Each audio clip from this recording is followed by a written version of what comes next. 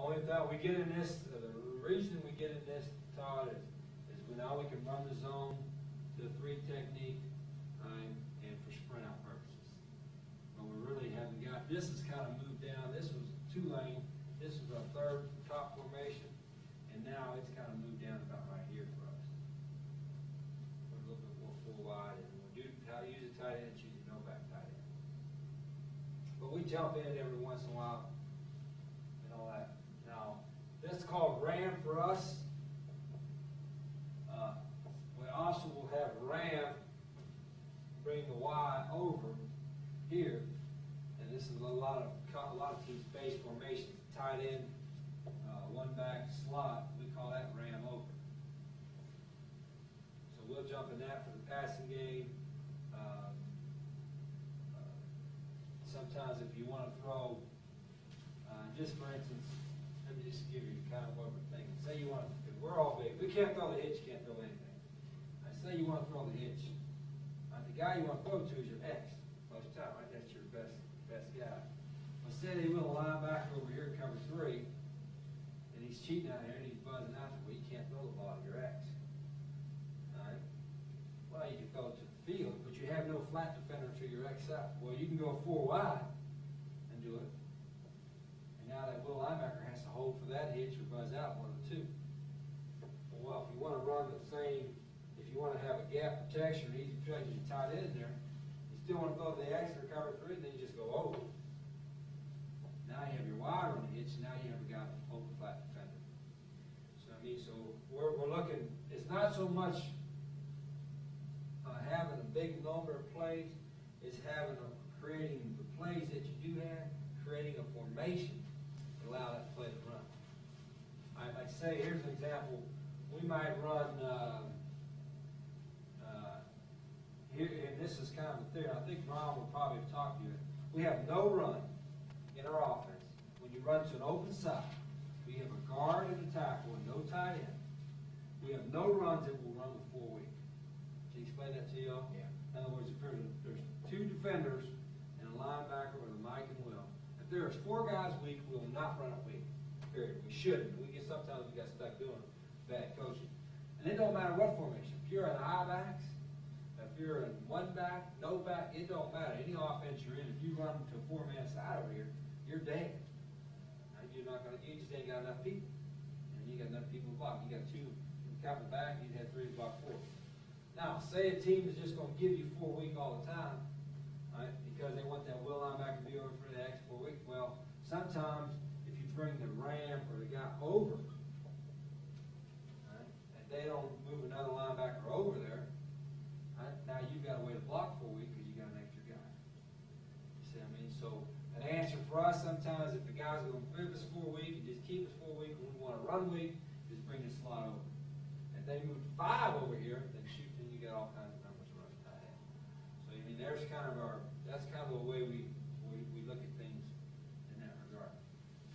So that's what I'm talking about, numbers. Don't run anything with 4 week. If you got 4 week, we ain't running week. And we're a big weak side running team.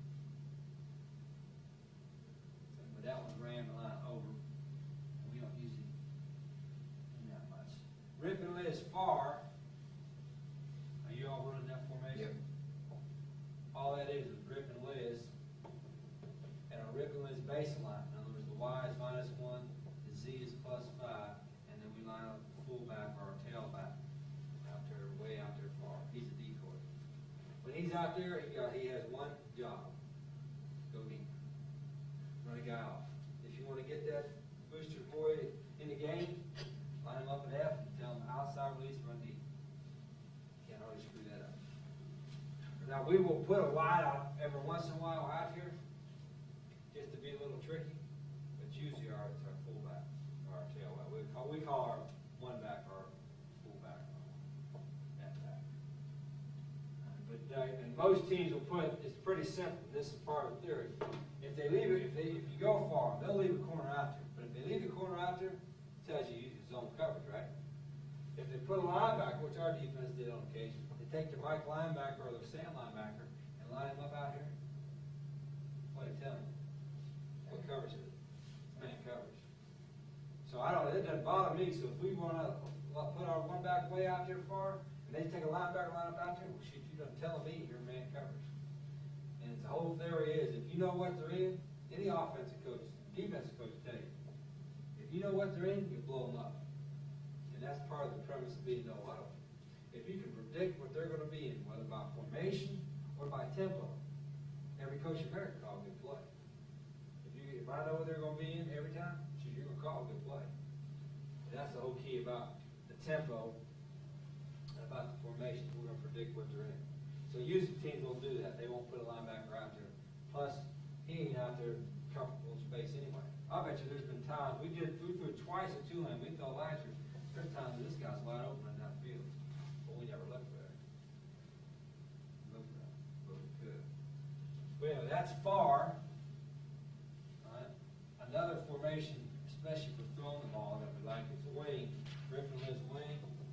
I'm using this. +5, -1, and then our back. Or an extra wide out there right here on the wing. He's 1 and 1. This is one of the best passing formations that we have. Now, first start doing this is global, putting him in the wing.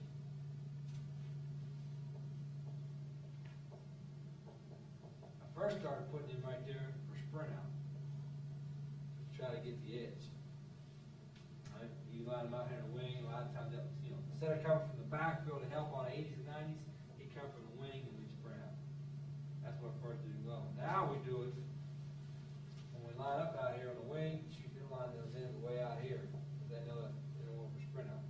And now we'd like to do it just to get a free release. Over there.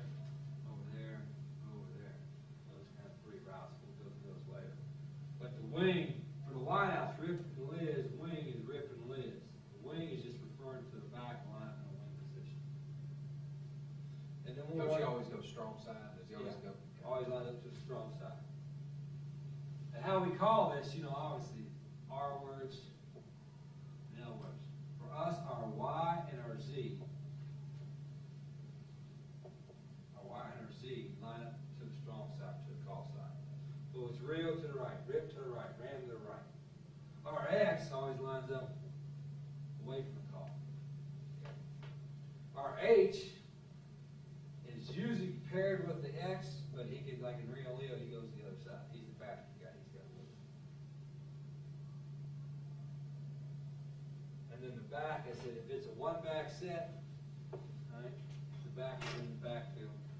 If there's no back, then the formation is out. Far tells him he lines up far. Wing tells him he lines on the wing. And open, he's out of the game. Okay, now open right, for us, these two formations, theory-wise, are basically the same. This is open. For the wideouts, they line up in Rip and Liz, but they're both off the ball. And then we have a tight end in the game. So that's open right and open left. Open right there. So if you look at it, it just looks like Rip wing. The only advantage of that sometimes is you can have a tight end they put in, it's been our experience, that they forget about it. So you can get him snuck down in there. We can score on Georgia Tech on that, what we call a little up route. Taught it up, tell you about. You got a two safety look, they both kicked off. Tight end, had the quarterback step up, like trap, pop back. We did about 40 yards. But we can do that, we do that, we do that. And then we run a quarterback trap. Influence, lockdown trap. And those are 1, 2, 3, 4, 5, our 6 main ones. Again, we'll use ram and line over, probably would be the next one. But the formations, it seems, to me, is the easiest way you can do to look like you're multiple. But you have to be very simple. So the only change, all it does is affect these guys. And they can remember, the big thing is lining up as quick as you can, and then line up with the right spacing. And a lot of them are the same. This is the same as this, and the same as this, and the same as this. So this ram and line is the same as this. This is the only one that are different. So a lot of the formations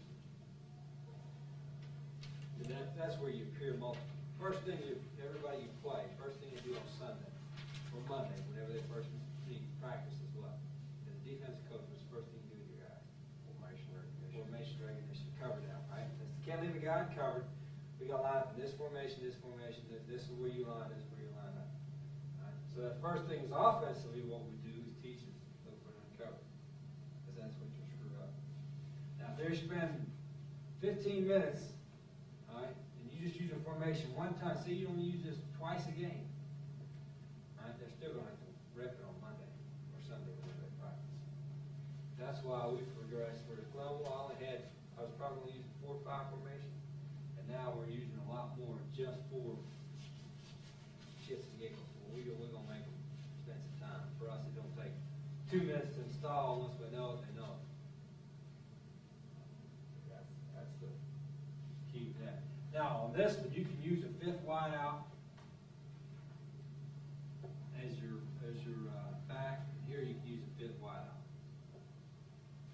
Now, we do not call personnel groups, and I appeased the guys at Tulane for a month or so, because they wanted a personnel group, the guys on silence of them, and after they figured out it was just a waste of time and confused the kids, they realized, like, this is 4 wideouts is lightning personnel, 3 wideouts is tornado personnel or something. We don't need that. You really don't. All you need to know is kids need to know who's in the game, what formation.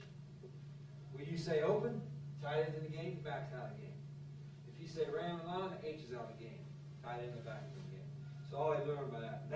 That creates less confusion and allows you to go faster. And part of our theory on putting something in, as far as a run game or a passing game in, if it involves a lot of terminology and a lot of call, we ain't gonna put it in because it'll slow you down. Anything that slows us down, we don't want to use. But the first thing we do is style formation. So like in the summer, whatever. Now I think there's 6. There's a couple others you might want to add. I would think maybe 8 formations to come this season. Now we're a little different. We get short yards. We run something. We get this from the toss sweep one way, wherever the best side is. If they got 5 over here, 4 over here, we run the 4-man side. If they're 4 over here, 4 over here, we run over here to the wide side. But that's, and then we get in this heavy set. We jump in here real quick and run a off tackle and take it. But that's just kind of a short yardage stuff. But your formations, I'd run those right there, and then like here is just drawing up right there. What formation is that? Rio. That's Rio, right? We put the back right here. Rio wing. Another formation. All we do with this, we might sprint out. We run a little dark shuffle, him underneath, which is a real good play. You run your We run that. quarterback draws. Yeah, definitely. Yeah, we run the against Florida State. We ran the counter, where we blocked him on the end, and ran the counter shuffle to him. And then open up the second half, we faked the counter shuffle through the vertical to him, which for us last year. You changed that, because we ran that, we got off that limb though. You used to take that, the inside guy's pin and you pin and send him to the flat. Yeah, this kid? Yeah. Yeah, he's supposed to do that. Okay. He's supposed to pin. They go out. He's getting hung He's up on wide. top We of ran the that, head. that guy's wide open every time. Yeah. We've been hitting this year. Y'all watched it. Hit that against That Florida seam State. right there. 'Cause what happens in cover 3? 3 deep, you got a single safety look. Anytime you any kind of play action here, it holds the free safety, right? 3 deep corner has a curl. He's got to sit over top of the curl where you have the seam wide open. That's why this kid has to stay wide. Play action holds in, and it's the same old theory. And I'm going to jump over here, and I'm not going to insult y'all's intelligence, but this has been true since the very first year. 1991, when I first started doing this spread stuff. And we sat down, I don't even remember who it was to sit down with. We studied tape.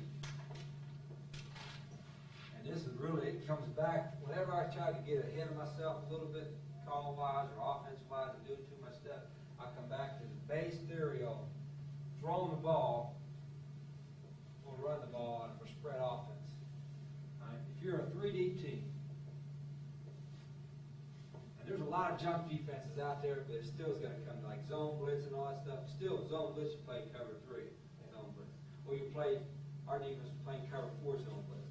Or you're playing man free. You still gotta come down to the same areas. But anyway, if you go 3D, all right, they put 4 heavy down, it don't matter. Sometimes we get 3-man rush. And this is the way, basically the way I tell our quarterbacks too. And it takes them a little while to understand that, but after they keep me thinking about it, it's so simple, it's ridiculous. Go 3D. All right, if you're going to throw the ball, where are you going to throw the ball? All right, you're going to throw the ball in the flats. And where else? There's 3 areas. Or vertical down the seam. All right, the seams, right here. And the last area is in directly middle pit. That would be the very last. So if you're going to throw the ball in 3D, as the routes, you want to have routes for people going in those areas. Right? So you throw hitches, you throw hooks, you throw hitches, hooks, you throw seams, you throw curl flats. Now there's 2 ways to do it. You want to either throw it to where they ain't, right? Where they ain't out here in the flat, or throw it to where they got to run to cover. In other words, they got to run to cover the flat, and they got to run to cover the seam. So that's kind of a simple theory in the passing. Now, if they're a 2-deep team, and that's starting to come back a little bit. Some teams play more hard cover 2, say Sam, Will, Mike. Okay, if you're a 2-deep team, where do you want to throw it? Middle of the field, deep. Outside third, and then inside hooks. All right, there's where you're going to throw them 2 deep. You want to run and throw it, or call routes that go into those areas. You go on slant out of that too, right? Yeah, slants is 2 deep. Against 2 deep, the quick game, that's the route to throw. This is slant. True hard, 2 deep. And the corners are squat. Or they could be a read corner. You know, the read, they play that 2 flow, they float and read number 1. All right. Now for us, we're more comfortable throwing it on the perimeter and run. If the perimeter's open, 3 deep, cover 4, we'd rather throw it out there. If it's 2 deep and the pit is open, we'd rather run it. And the biggest reason why we think our theory is that. Well, we'd rather throw it out here and then run it in here. It's safer. Yeah. Especially with a short quarterback. If I've got a 5'10" quarterback or less, and I want to throw it in the pit, I can't see. I get a shotgun, I can still see better, but I still can't see as well because I got tall guys in front of me. Now, if I'm a 5'10" guy, I can see out there and I can see out there. So as a quarterback, if you want to, what's the first thing he's going to tell you? When he throws a pick, you jump on his ass, he comes back, what's he going to tell you? I ain't seen him. No shit. I hope he wouldn't do it on purpose, right? But that's what they're going to tell you. I ain't seen him. Well, a lot of times it's true. Right now, I'm teaching our quarterbacks 5'10". When he drops back, and if we have something in the pocket, a drop back pass or whatever, when he drops back, he'd step up. If he didn't see, he just took off. Instead of just moving his head 3 or 4 inches one way to create vision, he didn't know how to do that. So he's kind of learning that you ain't got to panic when you don't see, you just got to move your head a little bit. But irregardless, we throw the ball on the perimeter and run the ball in the pit because it's safer. Less turnovers, better vision for the quarterback, whole 9 yards. Now, if the team is a 4-deep team, in other words, they got the safeties on the hash, and they have corners that are all on the same level, 4 across, corner, safety, corner. We treat that basically as a mixture of 2. The flats are open. And we can run it in the pit. So we treat cover 4 as the same as cover 3 as far as where we want to throw the ball out on the perimeter. If you play cover 4, we're going to throw the hitches and hooks and throw flats to death on it out there. And when you come back down, well, that's why you don't need, we have, and I've got a copy of it, you might already have a copy of it, some of the route packages. We have about 27 route packages. We don't use a passing tree we're a 9-cut, 6 route, and we do like y'all do. A route package tells everybody what to do, you just gotta memorize. You don't need 27, you probably, before I leave, we'll break it down to ones if I was to start an offense today, which ones I'd use, and probably cuts this down to about 12 to 13, including the quick game. All you gotta have in your route package, on your list thing, is something that's good against 3D, 2 ones that are good against 3D, 2 of them are good against 2D, 2 or 3 that are good against 4D, 2 or 3 that are good against man coverage, and then 1 that's a catch-all. I'm all for that. Yeah. And then you just execute the hell out of it, and you run it out of different formations.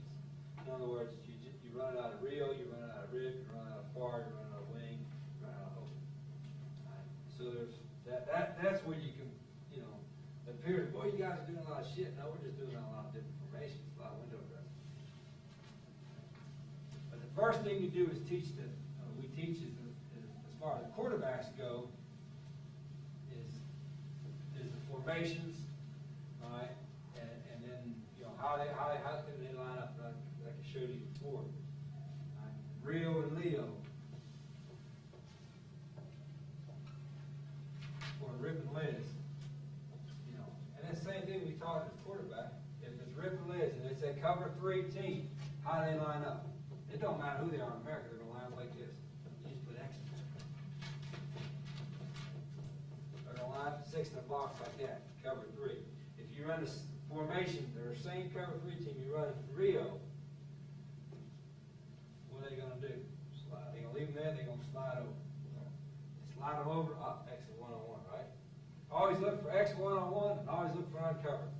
First thing you look for, X 1-on-1, uncovered. X 1-on-1 or uncovered. All right, if we're the same thing, we're Rip and Liz, I guess that's kind of the formation everything's based off of first. And you go no back, far. What do you look for? Uncovered. They keep 6 in the box. Can't keep 6 in the box and no back unless it's cover 0, right? As long as we're safety deep, all right, we got somebody uncovered or we got numbers somewhere. Right? So if they slide them all out, play cover 3, you're still in good shape going to the flat. Now we got 5 in the box. See, the misnomer about us, well, about really any team that runs the ball at 1 back, when we're in a no, everybody else is no back, they call no back, it's really a 1 back. Just that 1 back happens to be a quarterback. When we're in a 1 back set, for us, that's really a 2 back. Just that one of those 2 backs happens to be a quarterback. And that's part of that. Thinking about that. All right? And then as far as teaching, as we put them in there, I'm jumping around here, we're calling-wise, play calling-wise, as long as you have a free safety in the deep middle field, you've got everybody blocked, and you're going to have everybody blocked, and you got numbers to run it as well. So we tell the quarterback, if there's a free safety in the middle field, all right, we don't have to worry about getting outnumbered. Now what happened is our defense would give us 2 safeties deep, and then zone blitz and really engage and basically play like cover 0. As long as they get a safety deep, you got numbers to run. If you got 2 safeties deep, now you're really outnumbered them in the run game, but you obviously not going to have anybody covered free in protection. If there's no safety deep, in other words, we call that from about 8 yards in. If the safeties are 8 yards or closer, 9 yards, you go with the play around 9. If they're 8 yards or closer, you count as cover 0. We're going to throw it 100% of the time. Unless, fourth quarter, you got a 3 touchdown lead, you might have it. So that's what the first thing you look for as a coach is the depth of safety. First thing quarterback is the depth of safeties. But again, I think Todd, I think y'all doing the same thing. We don't put any pressure on him initially to make any of the checks, any of the audibles, y'all invest too much time watching film and all that to put I know my mortgage payment, my $2,000 mortgage payment, I ain't put it on that 18 or 19-year-old kid. Hell of that. He was watching cartoons last night. I'm before he snaps the ball, he's not sure, he looks at sidelines, we give him all the checks. Most of the time when he looks over, he gives this signal. That's just stay in the original play. You're okay. But sometimes it's a Xerox call, which changes the play from one side to another. Sometimes we tap them, sometimes we give a slant and all that. But we don't put any pressure on. But what I want them to do, when they know something's wrong, I want them to know that as well. And eventually they get to that. You know, they get to it over there. All right. So those are the formations that we kind of go through. Base ones, then you do whatever with that. Any questions on that? Okay. That's the first thing. So I would do in the summer. You have a formation like a Rip and Liz. How you doing that, Signal? Rio and Leo? Yeah, we did real Leo and Rip Liz. Rip and Liz? Okay. Like they would have a 5-minute, we used to do this pre-practice. And just wide outs, quarterbacks, running backs, just line up in formation. Rip, and hurry up line. And everybody, you might have all, even your JV and your freshmen, they can all do it. You might have 5 X's standing there. You call Rip, they all run over to left. Everybody lines up. As soon as you get lined up, you give another formation, Leo. And just line up as quick as they can without even putting any play call at all. Just line up the formation. It only takes about 10 minutes you can run through all your formations. But the key is to do it on the left hash, and go over to it on the right hash, and then because part of the game is in the middle of the field, move the ball to the middle. And have them recognize where the ball is at in relation to the hash. Okay, now, if the ball is in the middle of the field, right? Now, I did tell you wrong here, the X is always 5 yards. If the ball's in the middle of the field, it does change your alignment. We said rip. The ball's in the middle of the field, both wideouts are at the bottom of the numbers. That's X. That's Z. Bottom of the numbers. And then slots with the difference. Says wide as he'll ever go. What's that? Bottom of the numbers is wide as he'll ever go. Yeah. Except, well, I say that, if we sprint out, if we're in the middle of the field, we don't sprint out as much because you have less room, but if we're in the middle of the field and we sprint out, then we put the Z 5 yards on the sidelines. We never sprint to the X. We always sprint to the strong side. So then if we do sprint out, then we put it in the 5 yards. 5 yards from the sideline. Now, if we're in Rio, ball's in the middle of the field, he's still at the bottom of the numbers, the X is. And now the Z lines up 5 yards from the sideline. Okay. The Y runs 5 yards from the sideline. Each splits the difference. 5 yards is his widest point. Yeah. Now we'll let the back line up 3 to 4 yards from the sideline on far. Again, he's just a decoy. So, but that's, you spend 5, 10 minutes in motion, line up, get all your 7, 8, 9 formation, call formation, and line up so they get line moving. Move the ball. And not always stay on the hash. We can take your manager and have him spot the ball here, call a formation, and go with it. So formation, that's just window dress.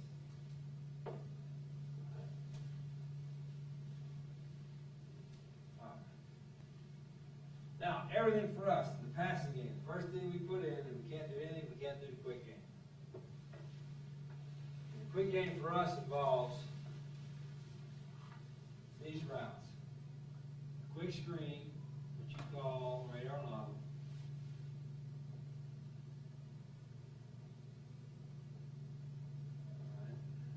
Our hitches,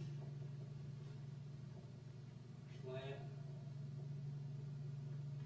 our bow, our skinny, which we're getting better at doing that, straight. And then off of that, we call tap, which I think y'all call the same thing, converted. Hitch to fade. We don't do anything that's converted on the run, everything's converted pre-snap. And the reason being, it's good to have, and I used to do it like everybody else in America. If we had a hitch call in that corner with squat, either cover 2 or press man, and then he automatically convert it to a fade. Well, then you get these people that play press bail. And now you got your quarterback thinking one thing, your wideout thinking another thing, you're caught between a shit and sweat. I'd rather all be on the same page. If We got press man all the way across the board. I can't tell you how many times with press man across the board, we've kept the hitch on and hit it. If your timing is right and the route and the right out, run the right route, you can still do it. If it is press too deep, I should say, if it's hard corner cover too deep, and we think the corner's staying hard, and the reason that we tell this, I just tell you how it's taken. Usually, I don't want to have a nickel back. If the safeties are 13 to 14 yards or deeper, and the corners are tighter 5 to 6 yards, it's some kind of cover two. It's either hard cover two or a float two, right? But usually some kind of too deep look. If these safeties are about 10 yards, and the corners are about 6, 7, 8 yards, or close to that same level, it's usually some kind of cover four.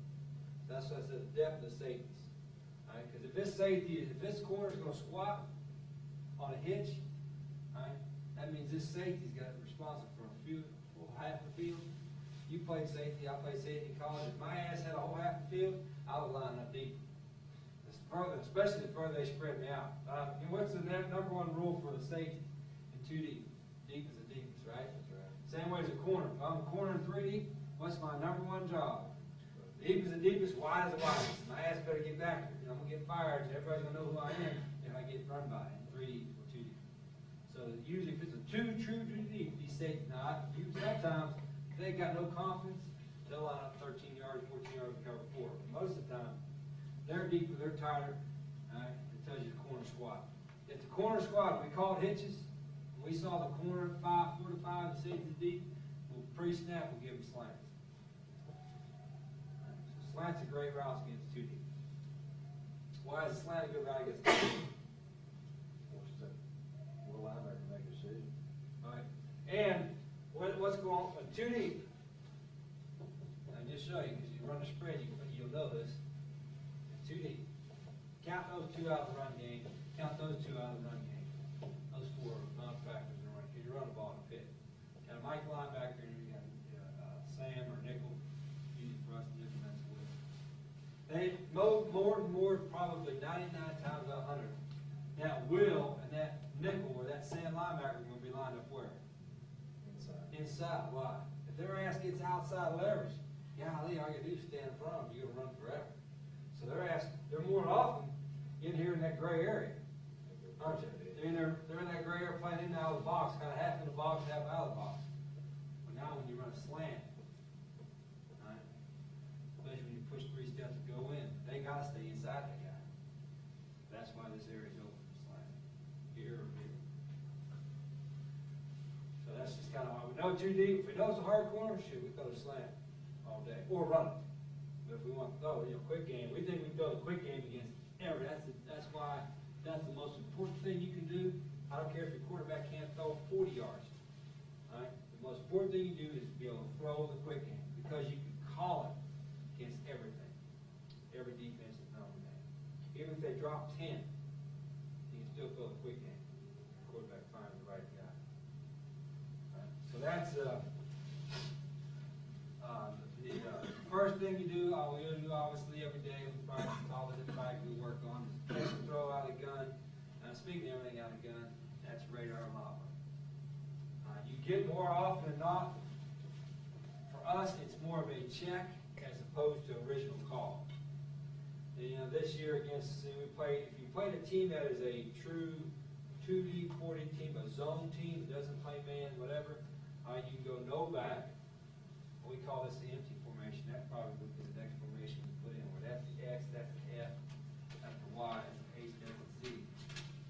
So we call that empty. This was big for us at Glenville because we had some pretty good pass catchers here. We'll call this as an original call, radar and lava, and it goes to a block. And it goes to either slot. You got uncovered, we throw to the most uncovered. Wake Forest, we ran it 13 times. We had 20 some other times we didn't run. Well, we should have. That's what we did a bad job coaching. So that, if we run it out of Rio and Leo, as an original call, we call originally call because they're leaving this guy uncovered, or they're playing soft man or soft coverage. then we usually P-fake with the back. He's just gonna catch and throw. All right, so we would call our signal radar P. Here's our signal where we did radar to this. So say radar P tells us back to P-fake. Quarterback doesn't do any faking at all. The back just catches the ball, the back just crosses the bottom. The only thing we tell, just a little coaching point, we tell the quarterback, if the snap happens to give right here, and he gets the thread on the snap, now we tell him to keep the ball low as he's bringing it up, as opposed to the ball. If he's got to work the threads, you just get the most important thing to do is catch it, get the threads and throw it. But if he gets a perfect snap, places it right there, then he can go ahead and keep the ball low for just a second and then throw. Kind of helps guide the ball. Just catch and throw. All right, White House block man on. That's it. Now, if it is man coverage for the H on radar and lava, nickelback, whatever, and we push him, all right, 3 steps, and then we'll crack with the guy on top of the line. Like if we were playing a loose man team, you could run to either side. Rip the lids. This way you have a chance to get a really big play. If you play a team that's going to play a lot of loose man, we're going to push and crack. Hopefully, figuring on man, he's going to take his guy with him and take him out.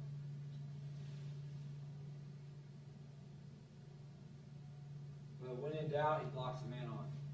And that's a rule as a White House. Who's coaching the White House? You coaching the White House? Has a rule on every run play. I know this is different. Every run play, man on, you block the man on. If it's man, you run him off. Whether you're front side or back side. Now, how do we determine man or zone? Because our guys still screw it up half the time. Right? When you run down the field, where's his eyes at? You run at him, his eyes stay on you. Right? It's man. You run him off. As soon as he picks back, you got to treat that as zone, and you got to block, cut him off. So it really ties into what we're doing with radar lava. Now, because we're in Rio Leo more often than the run game, one little play we like to use, especially in man coverage, is radar or lavas to the left, to the F. If we tag F to it, we would say this is a left signal for lava. F, then it goes to the fullback. He goes 1, 2, 3, catches and throws it in. And then the X, push back on him. Now you got a chance to replay. So if we played a man team, especially a loose man team, or a press man, we crack right there in the wheel and just go right there to the F. We'll run the same thing out of ram and line, the tight end.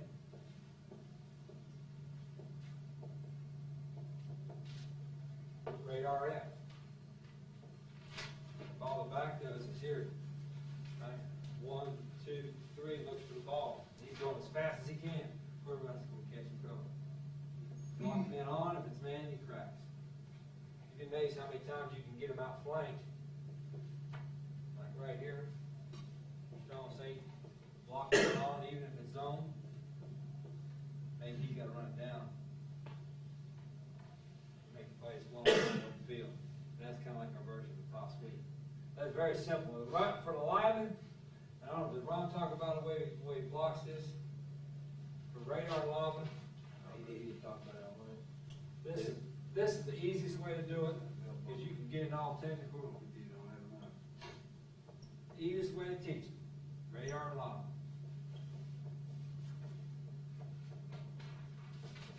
There's 5 in the box or 6 in the box, it don't matter. It's usually going to be an extra guy in the box. Whatever. If you got a man on you, go reach his outside top hat and cut it. And you got it on, you can cut on line, can't you? Yeah. Go reach. Don't matter whether it's radar or lava for lineman. It's all the same. Call radar the same lava to him. Right? It kind of lets him know, like lava, he would know. The easiest way is cut outside, cut outside, cut outside. If the guy on you, touching you, you cut his outside top head, make it release inside. Regardless where the ball. If you're uncovered, you go down second level and cut. Now, if it was radar, he would want to reach this way. If it was lava, the uncovered guy would want to reach that way. That's why here's raw radar lava. If it was live front, he called radar, they want to reach this way. We call lava, they want to reach that way. Cut them off. Just tell them where the ball's going. Radar, the ball's going outside to the right, so make them lose you to the left. But the tackles, especially, it's important on the tackles that they always reach the outside, because we might call radar out of an empty set, and the quarterback winds up throwing to the left. You see what I mean? Because he's more uncovered than that guy is, and they do the same thing. So radar live, the quarterback can go either way. But usually we'll call it to the most open guy. But as a base rule, you like to throw it to the trip side. Yeah. Just- And the biggest reason being, there's more grass out there because who you got playing there. That's your best open field guy. You got a little more space from the inside. We have a personnel the same way, we call him R, and he's. Your R's, you're gonna be your open field juker. Yeah. Your X is gonna be your top wide out. Exactly. That's radar lava, and there'll be some times, I was telling Tom on the web, more often than not with that, and especially, is we'll have a run play call, like say we'll have a, let me see what I shoot up, we'll watch later on today, see what we're running. This spring, we got, our DMS get us all kinds of stuff, I mean, they're just going nuts on us. They always slapping and twisting and blitzing and all that stuff, well, they always had these guys on the line of scrimmage, and they had a hand and nose. And they do twist, slam, all that kind of stuff. But you got those guys in the gray area, and you don't know whether they're coming or not. You know, they dick them, they're bringing him and dropping them, and they bring all 6, 3 steps, and then engage and do all that kind of crazy stuff. Well, we have a trap play call. All right, well, instead of checking the radar log, because he is uncovered, but these guys are fast enough to line up here and then buzz out there and make a play. So, Defense pretty good, aren't they? yeah, they got kids that can run. Well, instead of checking it and then wind up being stuck, all right, he don't say anything to the old lineman.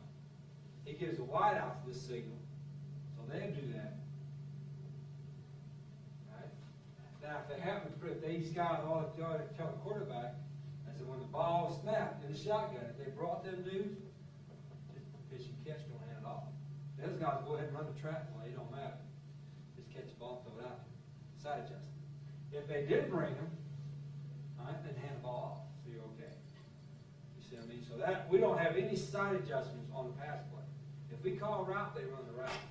Now, we'll have side adjustments on runs. And our side adjustment on a run, most of the time, is radar knob. So now you can't get dicked. You know, I mean, if you call a run play and they screw with you, all right, most of the time when we're going to this, it's a read for the quarterback. They brought the guy late, they disguised brought the guy late, I'm just gonna pitch and throw it out there to him. You're okay to throw it out there, even if they're downfield because of the ball being behind line of scrimmage. But it's predetermined you're gonna do a play fake, it's a P fake. Yeah. Where you don't do it. Yeah, if we wanna call it as original play call, we'll call radar P or lock P. And all the wideouts do, and I've gone both a couple ways with it. Some people bubble, try to throw it on a one, full speed sprint. All right, some people kind of stand still, catch it as a stationary target. We kind of walk about half speed away from for width like this. If I'm the wide, the ball's come from there. I kind of just turn about 3/4 of the way, you give them a bigger target, and just shuffle for width, all right, to catch the ball. All right, the very biggest reason being is so we can complete it. This bubble is probably better, especially if he's cover 3, but it's harder to throw and catch. Now Marshall, Pennington would check to it, and he threw that sucker on a full speed run, but that sucker had to be accurate, it had to be on time, and it, time especially. You know, and the same thing as anything else. If you don't complete it, most of the time you ain't gonna wind up calling it. If you ain't gonna wind up calling it, you might as well not have to play. So the completion of it, and all this is important, but especially this, you gotta be able to complete it to have enough confidence, to have it as a side adjustment, to have enough confidence to run it. And if you're gonna run a spread offense, obviously that's one of Because those. we ran that last year, completed 98% of the time for 12-yard average. You're in good shape then. Did you have a shuffle for it? No, we went. No, because we were lined up about 2.5 yards deep. Like I was telling you, Yeah. And it was control, they were under control, but they were working towards the line of scrimmage and gaining width right now. But, you know, they weren't just taking off full speed, they're under control, squaring the shoulder. Yeah, all we do is just so we can complete it, and especially our quarterbacks don't, they got decent arms, but not always real accurate. It's just, they get width. And we turn 3/4 silent and give a bigger target. We're turning the same way, we're just not shuffling, but we're under control, but it just helped us outrun that guy inside. We'd throw it out there, and they'd be a Will linebacker, 2 yards inside of him, and we had a guy that really run. In cover 3, that's the best way to do it. The corner bails out, strong safety's there, and the guy you were throwing off uncovered is there. Marshall actually has these guys sprint like that, and then turn and wait on the DBs, and then they move them there. Sometimes you get it uncovered. Again, you might have probably block better than ours. Them suckers don't, I don't want to count on them guys holding blocks real long. Sometimes you get uncovered with the corner squat, safety right there, and then you got one guy playing between two, nickelback, and the next guy's here near a box. So we don't want him running over there to this hard corner, because that's a hard block for that Z to hold. We just block it here, we'd rather have him catch it than go right through there. 'Cause that corner, if that's a true 2 deep corner, his ass better be outside leverage, and he better keep everything inside of him.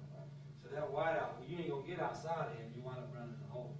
So that's what we kind of tell the wideout is you kind of shuffle, kind of see where the hole is gonna be, and then just try to get it up. We did a lot of play action off of it too, like Yeah. you did that P. All that P fake will hold it. As original, anytime we originally call it, if there's a back and back with it, it's a P fake with it.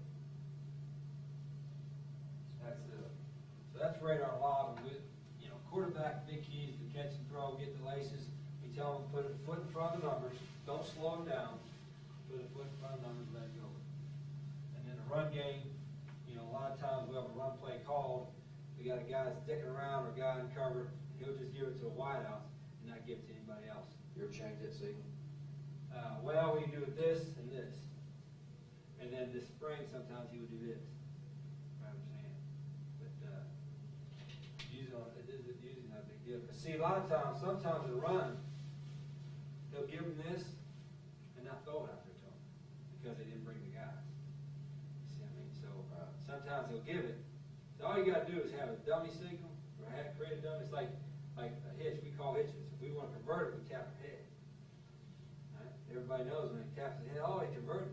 Well, what if his hands off? And what if it's a run play? You know what I mean? So they just tell your quarterback to give a dummy signal. Once you screw them up one time, then they quit looking at them. But that's radar. You've been using the same signal for how long? 10 years now. All right. The number one route, the throw, if they eliminate all routes in football, and again, only kept one, be the hitch. You put any formation up there. But, for us, the hitch is a 5-step hitch. We teach you 3 and 2. In other words, 3 big, 2 gather. You gotta have gather steps at the end of your route so you can plan to come back. So it's 1, and our inside foot's always up, as we all have. Inside foot's always up, so bum of X falls in there. Inside foot 1, 2, 3, and attack is outside shoulder. 4, 5. When I get to 5, I throw my inside elbow and my head back. And the big key to me is throwing the inside elbow back. And our X and our Z are outside receivers. I always attack the outside shoulder of the corner, whether it's zone or man. They attack the outside shoulder of the corner. 1, 2, 3, 4, 5. Turn back and go. Stationary target. I'd rather throw that than that because it's an easier pitch and catch, right? Sounds like clinic talk, but when you are throwing the ball, home with your dad or your brother, whatever, you ain't out there running out routes and flag routes. Your ass is standing still. My boy's 2 years old. He's old enough to throw. I ain't running no flag routes. I'll stand there and pitch and kick. Stationary target, so you can complete it. All right. So if we call hitch, everybody runs a hitch. What's the depth of that usually, Coach? Around You want to get 4 to 7? 5 yards. 4 or 5. 4 at least. You want to get 5. A taller guy ought to get 5. I would think with 5 steps. Some of our guys, and these guys are off the ball, so they'll get about 4. And if it's man coverage, the slots attack the outside shoulder. If it's zone coverage, they go directly over their line. Wherever they're lined up, they go directly. How do I know if it's man or zone? Where's his eyes at on the snap? You ever have a problem with that? Like over here, with it being being Yeah, I'm gonna show you. inside guy Yeah, covering him that's, down. and that was a problem we started about 2-3 years ago, so now, this is, there's always an exception to the rule. If we're in Rip and Liz, alright, he goes 3 steps, he goes 5. Okay. And we did it because we started throwing to him more often. Because we have the hitch, or quarterback's rules, where you throw a hitch or a hook, and most of the time, any of the routes, because of Mulgrew, softest coverage, shortest throw. And wherever softest coverage is, that's where you want to throw the ball. If the coverage is equally soft, take your shortest throw. Shortest throw is usually the hoop. Your X. And you only do that on the strong side, right? You only do, because the X is wider. Yeah. So he's 5 steps, he's 5 steps, and if we're ripping Liz, he goes 3. Okay. And it's a 1, 2, 3. 2 big and 1 gap. I hope they get them on the same level. Quarterback is going to catch and throw. Pitch and catch, you ought to get it off in less than 1.5. Get the laces and throw. Turn the double play. That's what we use now.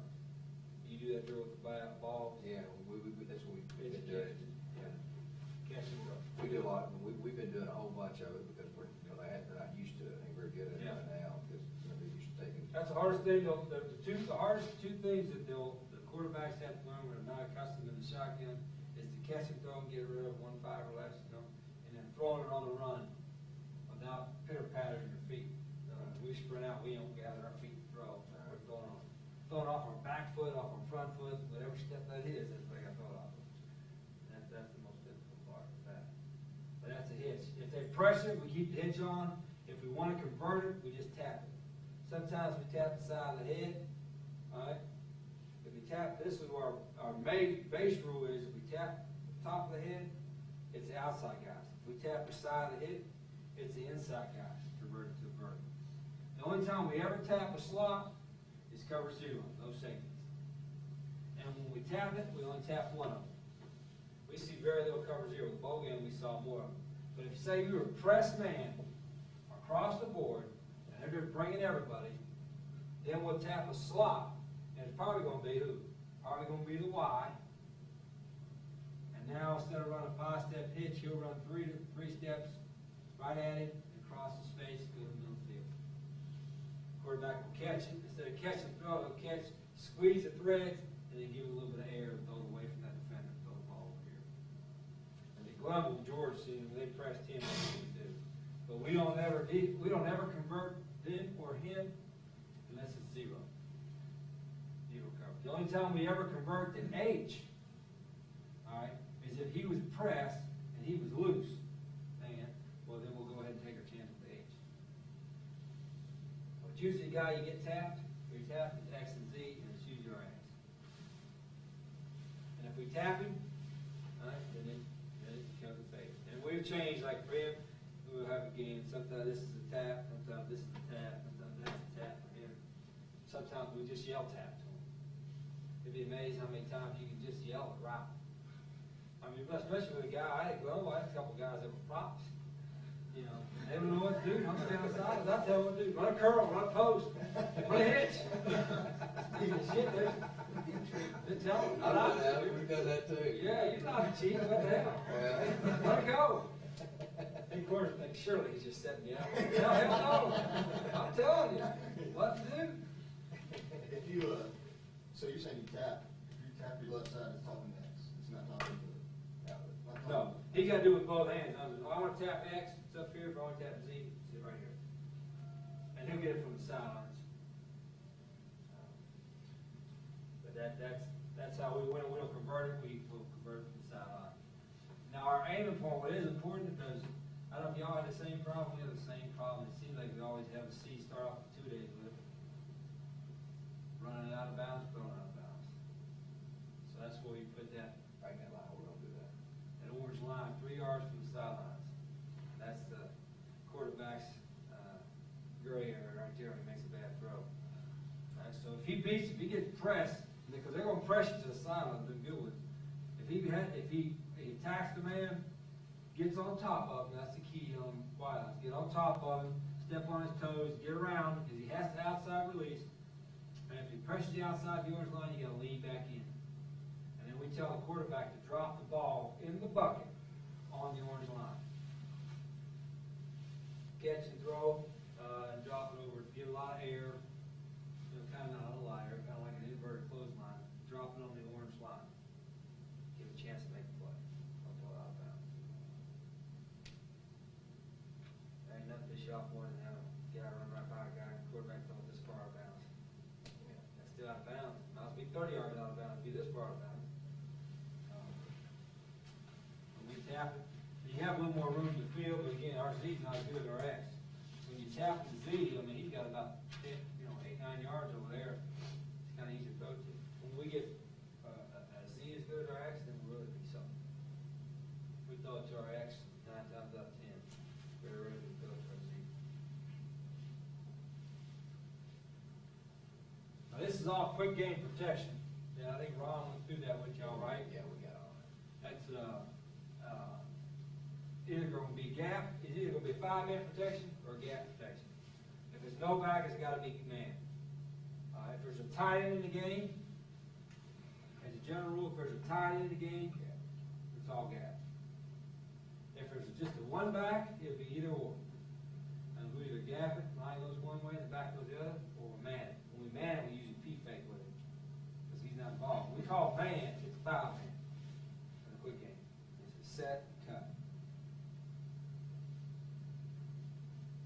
It really kind of depends on, it depends on two things. One, how they play you.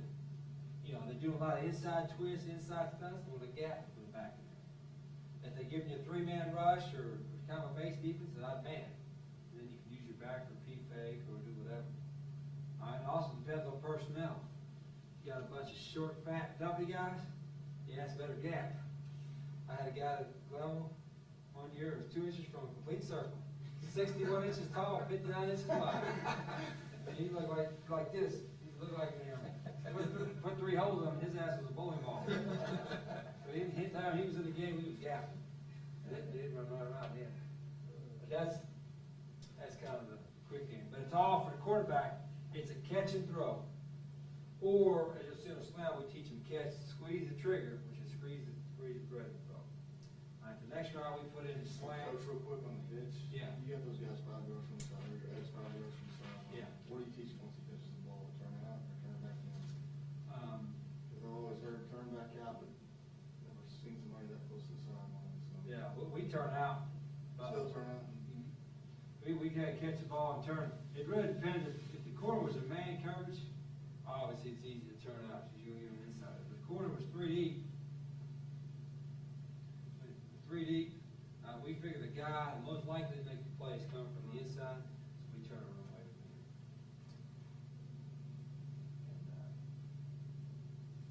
And, now the slots are different. Slots is catch and go north and south. And then we use that analogy of especially with the running backs in the open field, we're talking about. Anytime a guy's got the ball in the open field, we tell him run north and south as fast as you can, and then react to the danger of being tackled. How many times do you see the guys make moves in there? I'm away from you 4 yards, I'm making a move. Back down here, he's 4 yards in front of safety, they make a move. There ain't no danger until you get up on top of them. A lot of times, if you just run, you can split a seam. So when our running backs, we're a quarterback, whatever, we tell them, run north and south as fast as you can to react to danger of being tackled. There ain't no danger, keep running north and south. That way the kids get vertical. We got this old one wide out to 5-140. The kid's more yards after catching him because he knows he ain't making nobody miss. He's going to catch it, get north and south. They got, even those kids that think they got moves have a tendency to do that more than the ones that know their ability. Catch and get up the field. I think the key is, especially, and our kids have done a better job of that over the last few years, is attacking the outside shoulder. You know, just about everything. Oh, yeah, all the time for the X and Z. So the 3D corner, you attack his outside shoulder, what's he going to do? He's going wide. He's going wide. It's going to give you more room. A key out of Rip and Liz on the H is, he's normally about 4 yards. Sometimes we've had to even cheat about 3 yards from the tackle. When we call it a hit, it's to try to hold the little linebacker. Because we'll throw it to him if he buzzes out. If he buzzes out on the snap, we'll throw it to him, but we'd rather him throw it to the X. We'd rather throw it to the X. Now our quarterback read, again, he's going to pick the shortest or the softest coverage, the shortest throw. And once he picks a side in the quick game, you gotta work that side. You can't say, I'm gonna work to the left, oh, we'll see if they roll coverage over there and go back to the right. Once you pick the left side, you work the left side. And that's basically for all of our, we don't have any routes. And some of the West Coast is different. Any of our drop backs, quick game, whatever, well, we work from here and go all the way here. The old West Coaster was, oh, you read a book, you read it from right to left, you'll have time 2.5 seconds. Bullshit. I'm picking a side and working a side. But our old line coach don't like that. Ron, I said pitch and catch. There ain't no mental clock on our quarterback. We don't have anything where we have a clock. He's got 2.5 seconds, 1.5. It's defined for him. You're going to catch and throw, you're going to three and throw, you're going to three hitch and throw. Ball's going or you're going. So everything's defined for him. And because he's picking a side and working that side, you ain't gonna worry about him, getting confused, whatever. But yeah, we pick a side, work a side. They don't know what side you're gonna work, but that's what we do on all of our routes, not just the quick game. But quick game especially, you can't work, you can't change your mind. So that's the hitch and catch. Like in this right here is cover 3. I'm not sure it's cover 3. Usually the guy that gives away when anybody's a corner. Where's his eyes and where's his feet? Now, a lot of times our guys try to disguise if the quarterback is in there. But, if Todd was the exit, quarterback's in there. Obviously, if I'm turned with my ass to my eyes on, I know it's man. A lot of guys get kind of hit up like this. But they'll cheat at the 3. They cheat that inside foot back just a little bit. Get out of there, press fail. Right? But we try to get to our X. He catches most of the hitch. Any questions on the hitch route? Pitch and catch. The next one is a slant. The two favorite formations to run a slant out of. Now I'll go back up on. Sometimes out of this formation, it's good to throw the hitch out of. Is to leave the guy uncovered. Like always throwing radar and lava is good. But throwing a hitch is sometimes good too when the guy's uncovered. Gets the ball up the field 5 more yards. And so this was a good formation. If you've been throwing a lot of radar and lavas in practice or wheel and spring, instead of change up, instead of just throwing radar and lava, just going real and Leo, throw hitches. I'll let you quarter. If you got a guy uncovered, you got this guy in the gray area, this guy in the gray area, and this guy split the difference, you're going to hit the Y. If they play you a 2 deep look with a corner here, a nickel here, and a safety over top, you'll be able to hit your H. So throwing the hitch is another way, Todd, of getting the ball. It's another one of our answers to an uncovered. You can throw a radar and lob and get the ball behind the line of scrimmage, or you can throw the hitch and get the ball 5 yards down the field. I wanted to ask you something, Rich. I was asking Ron this, kind of looking through the packet, and we haven't talked about this, but 160 and 170 red and black. Yeah. Do you always, like, if it's a Rio, it would be red, if it's a Leo, it would be black? That's Yeah. kind of how they match up. That's the reason why you're doing so the back end always blocking the same side? Because I was trying to figure out when would you call, black, and when would you call red, and it goes with formation strength, right? Yeah, and that's just not a habit. Okay. You would have to do it that way. It's just not a habit to do it that way. Obviously, Well, because, the thing that we talked about is that, one way, why would you just go 160 every time, and because it's slide protection, but, the thing that you get from a defensive standpoint, you get a tendency to always block the back the same side. Yeah. As far as stunts, And it also works out because you throw it more often as your X. So if you call real red, your back's going to be away from your X. You prefer to throw away from your back. Because wherever your back is, that's where the linebackers will be shifted to. Right. They'll be displaced to your back in the shotgun a little bit more. So we're doing that right. In fact, and then we throw a slant, sometimes we'll go over here. This is something that we did in spring. We call red P, which we've never done. Red and black P. It's always been rock and laser P. Right? And we'll P fake here. We'll right protection. Just to try to get the wheel step in, throw a slant. Right? So that's a P. We'll P anything is that. And anytime we say P, it's just the back. It's not the quarterback. Quarterback's going to catch the throw. But a slant route is next.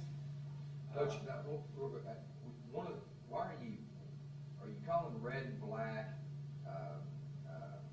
Rambo, Limbo, Rocket, Laser, so that everything in the quick game is terms? No, and the reason it's saying that instead of 160, because 160, 34, 160, 34, well, 160 has 3 syllables. 160. Red has 1. Right. That's why. We don't even call 160 anymore. Right, that's what he said. I was just wondering, you know, that, would, then you've got, your 80 and 90, you go with numbers on those. Yeah. That's probably because I haven't had a term yet for 80 and 90. Once I get a term for 80 and 90. We used to color code them, that's why I'm Like asking. 80 is just 2 syllables, but I might come up with something that says different. You can go with that. We used to color code, like call, what was it? Blue. Purple with sprint right to the right, Yeah. R, yellow sprint to the left. There's nothing wrong with doing it like that. Yeah. The only difference was that, numbers, as you do more often, kind of run in your mind, as a defensive guy, numbers kind of jumble in your mind more, whereas the terms, they can pick it up if you use a lot of terms. I couldn't figure out why you were like on, say, a 60 protection, say if you're gonna run hook and you call 60, the receivers are getting the hook. Yeah. So you really don't have to call 61. No, it's like 65 and That's what I'm 61 and 63, is it, or 64, whatever, it's all the same line. That's what I'm saying. But the second number told them the route package. They don't need to hear that. All they need to know is if that's a 3-step from the shotgun or 5-step from underneath, how, if it's 3-step. All the White House gotta know, all they gotta do is see the signal. That's what, yeah. So you wanna hitch, oh, here's a sign, here's a call. Red. Okay. You want them to go right there? Red, red. Everybody knows what they're doing. That's it. They're blocking 160 protection. All right? If we wanted to go slant, red, does the formation, red, slant. All right. What that means. That's what I was thinking about doing, is maybe like putting 60 and 70, you make it blue and white. You know what I'm saying? Sure. And because you really don't need the route combination, because the receivers are getting that anyway. Well, part of that too is part of it like 60 and 70 is a 6-man protection. 560 and 570 is 5-man Right. protection. That kind of helps a lot. That's why the fat boys usually never go smart. Ron does everything. We've already started teaching it that way. I was just Ron was curious. in there, he didn't tell you everything he does is based on 14 ACG, because that's what he got the 8th time he took it. Is that right? So, we gotta try to keep it simple. But, But the only thing I was thinking of is like, just from playing free safety and sitting over there, would you, and this, what happened in the spring, because they're out there, they hear it all the time, what's already started to happen for us is that he stands there and he'll go red, and the defense is getting, well, this is quick game, whereas when he goes with number, yeah. that's usually a. Yeah, that's why we change, that's why we tell them to change, that's why we have both. Like for most of our routes, there's run plays, there's 2 ways to signal it. Like our Indy, like we have our Indy, you put your 10 most called plays, it's Right. 1 point 10, because there's 2 ways to call it. Right. So you can call red, or you can call red, you can call 160 instead. So there's 2 ways to call it. Okay. You see, I wouldn't lose, a lot of times when you call a play, if you're going fast, they don't even hear what you're calling, because they're too busy getting lined up. The key's the tempo thing, 'cause we Key is- ain't No real fast. question about the keys of tempo, but there are 2 ways to call, like red, black, there's 160, 170, you call it either way. Rocket, laser, 560, 570 nuts. So there's 2 ways to call those things. Radar lava, is radar lava, or 12 and 13. So he'll call radar, and then next time he call 12, 87, 12, 87. So there's 2 ways to call most called plays that you have. Well, that's a good point. For those who would, and there's usually 2 ways to signal. 2 ways to call, because you don't need, this will help me, we'll go through the day. The top 25 or 25 offensive plays. We just start a football team right now, take over the Cowboys. God knows they need help. We take 25 plays. Do it. We'll pick our top 25. I guarantee there'll be 2 ways to call it, 2 ways to signal. And then just rip the hell out of different formations. Our slant, we run a 3-step slant. 1, 2, 3 slant, 1, 2, 3 slant. They have to go inside. If the corner is press man, whatever, it don't matter. You cannot go over the top of the corner. Constantine, conference championship against Southern Miss at our ex corner skate inside. He jumped over the top. Sean threw it. got to go inside, three-step, three-step. The only difference is we tell the Y and the H, that's the H and the Y, and they run a slant, they'll come a little flatter. If it's press man. If it's man coverage, come a little flatter. Instead of 45, they might even come whatever that is, 60.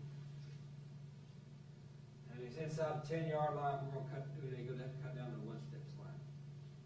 That's what Florida does all the time, one-step slant. The only time we ever throw it to the slot inside on the slant route is cover 0, and they're blitzing everybody. The reason being for zone, you know, if you throw it in here, a lot of times on zone blitz, you get tricked and they drop the Viet Cong out there. I call it the Viet Cong. Those guys got their little branches in their helmets and shit, and they jump out of the woods. All of a sudden, they jump out. The Viet Cong nowadays is zone blitz. That's what we call it, zone blitz, Viet Cong. Japs jumping out of damn bushes. Don't let the Viet Cong get you. We'll throw it out there. That was, he's running the 45 degree. 45 degree. 1, 2, 3, then boom, break it off. We get a little bit of a stick on the third step. There'll be one, my inside foot's up, 1, 2, just a little bit of a head nod stick, and break it hard, 45. A lot of times we'll run out of Rio. When we run out of Rio, 100% of the time it goes to the X. We never throw it over here. If we got cover 0, we might, but we still will throw it over here to cover 0. Right? And when we run out of Rio, we usually P-fake the back. Well, I say usually. If it's man coverage or zone, a lot of times we'll have P on, whether it's red P or rocket P, or we can move right there. But we don't want to go back on the same side you're throwing the slant. He's going to wind up going over here or going over here. And then all the coaching point on a quarterback is, if it's man coverage, you can catch and throw. If they blitz the wheel, catch and throw. If they don't blitz the wheel, they got a zone player right in the throw lane. Don't be a dumbass and throw it right to them. Squeeze the thread and throw it the second window. Not behind it. So all I do is I'm throwing to the X. I'm going to catch and throw. If the wheel blitz, if he didn't blitz, I'm going to catch, squeeze the trigger, and throw it behind it. Now, if you peep fake the back when they're in there, they didn't have to catch it. You didn't have to squeeze the threads. You know, it's the only guy who reads. Don't never worry about reading corner. Just read the flat defender of the wheel linebacker. All right, now one thing that will happen if it's too deep, especially right here, you'll tell your quarterbacks if they want to be friendly with the wideouts. Too deep, this is a great route to throw because the wheel linebacker's in the box, right? Just it trips open, he's in there. And this window is open, but that safety's going to be screaming, knock his head off. So we'll tell the quarterback, you know, we still want to throw the slant, but just throw it to his back hip. You know, so throw it, I'm running the slant, 1, 2, 3, then come across, throw it to my back hip to slow me down. Now the wild starts slowing down his own and your time screwed up. Just tell him, hey, trust the quarterback. He ain't gonna blow you up. You just run full speed. If that safety went away, you'll just throw right foot from his number. That's a normal landing point. If that safety or somebody's coming, we'll slow you down, throw it to your back hip. And that's an accuracy thing, but it's really not that far of a throw. And if it's tight man, this is a basic rule on any routes. Todd, go out and tell the quarterbacks, any kind of tight coverage, the tighter coverage, the lower the throw. If you're going to break the ball as a defensive back, what are you going to do with your arm over? Bring it on top, right? So if I'm trying to break a pass up, I'm bringing the arm over the top, not underneath. So throw the ball lower, it gives you a fraction of a second more completed. That's any route. Hitch, hook, slant, whatever. Tighter coverage, the lower the throw. When you see the ball that is thrown high, tipped up, that's where you get picked. That's slant. Once a slant called, we don't convert it. We might convert it to a tap if we had, say we had a slant called, and they're real heavy inside press man. All right, then we might pre-snap convert it to a fade. But if they're just press, we like to keep it on because our X is pretty physical. It just beats you out. It'll headbutt you. They head our wiles versus press headbutt first, and then they go. You know, which is this is kind of different. We haven't done it much before. We usually just tack the outside shoulder, and then everything's a short swim or rip. So it's all right here. But But right now, because our guys are more 215-pound physical guys, if the guy's right in our face, then we tell him to get lower and then headbutt him. And then do the same thing with his arm and headbutt him, back his head up. So they'll base face masks now. But we got big wide eyes. Big wide eyes. And the best way to do it, we tell them to go to get down and fight on their Yeah, level. that's what I would tell you, the best thing we don't want to see as a defensive back is being physical. How you fight for tight coverage or bump is by being physical. Right. The best way to do it. Exactly. And the other way to play bump is to use your hands. You can't get no defensive back and play bump with his hands behind his back. He's gonna get his hands up on you, lock on. So you gotta get his hands off of you, you gotta get some separation. But that's a slam. And then we got a couple different ways, like we've changed in the game, in the middle of the game, what our slant signal is. We come out like this one game, come out like this one game, with a slam. Sometimes we tap our ass on the slam, you can just do whatever, but it usually is this or this. It's usually the general thing, when you give a signal, you want to give it lower. Our guys, in other words, the lineman up here, and you're giving a slant signal or something to your action Z, you just give it down here. So they don't see behind, right? Instead of opposed to giving up high. And that's sometimes the original play call, and sometimes it's an audible or signal change beside it. All right, that's slant. The other one is bow. In bow, outside fades, just as if it's a tap, 4-step out. Quick hand protection. I played a lot of zone blitz teams or something of that nature where they bring the ends or bring the willies and drop the ends. Right? You don't want to side adjust the slant because the big comp gets you. Or side adjust the bow. Bow routes. They don't teach those guys when our zone blitz and stuff. Most of the time when they teach zone blitz, what do you tell those D linemen? They don't tell them try to just get in the throwing lane. Just try to get in the throwing lane. You're not going to a particular area, or you're not route reading. You're not reading curl, flat, or hook, slant, whatever. You're just going to try to get in an area, or try to get in the throwing lane. And these fat boys like it to drop back here. They ain't got to go anywhere. Make the fat asses run to the sideline. They'll quit zone blitz. Does y'all's defense play much mixed coverage? It's thirds behind it, but it's a mix. Oh, shit, they played cover 4 this spring, all spring against us. I'll show you one of our scrimmages. It was 4 zone blitz, it was twist, this slam. We ain't got base defense yet. Closet coverage. We play a lot of man. It's a mix and match man underneath. Yeah, we do that, they'll match up, they'll pass it on. See, we're gonna do a lot of bumping. We Press, press, bail out of our zone blitz with our outside guys, and then we play that. Our linebackers and our linemen or our defensive ends none of our tackles ever run the zone blitz. We always use our ends and our backers and our strong safety. They're all incorporated into this coverage. It's a trade player, a deuce player. It's all about mixing and matching depending on formation.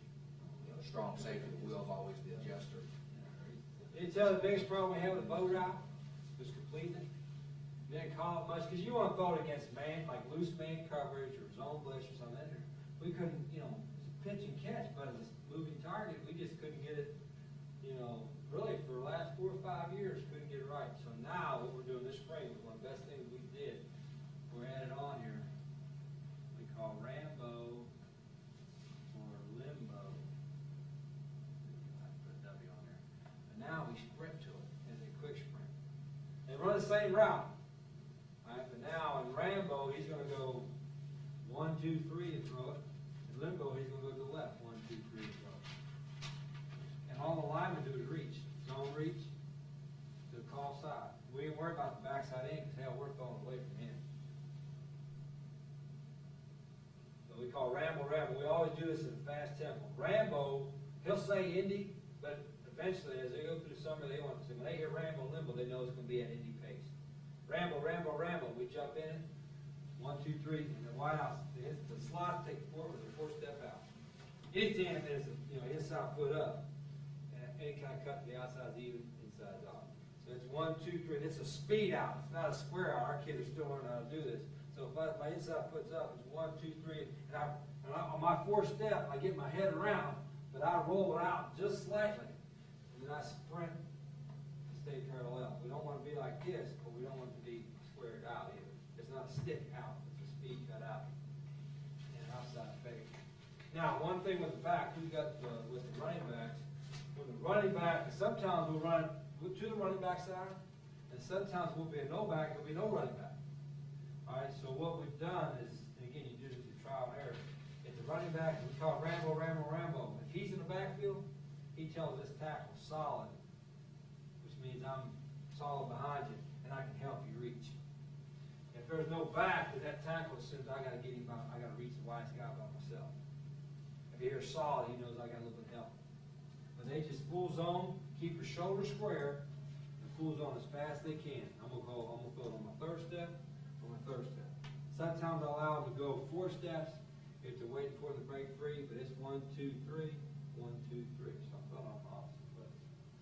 Kind of ass backwards. That's it. Rambo, Rambo, limbo, limbo. And our completion percentage of this is double. It's sprint by sprint to it. For whatever reason, you're running, you're throwing it to a moving target, but you're running toward that target, it's been a lot easier to throw. That's been a big lick for us right there. Pressure on that flat finger, too. Yeah. Now what we do is, what we have after this, because after you do it, we kill our defense with it. We'd run into it, be 3rd and 2 or 2nd and 2. We'd hurry up, go no back or different formation, go Rambo, Rambo, Rambo, go and hit the out before they're still lining up. Right? And then they start just jumping it. Either corner jumping or Will linebacker they heard Rambo, they were jumping this out. So we call Rambo, Rambo, Rambo, give him this, which is our up signal.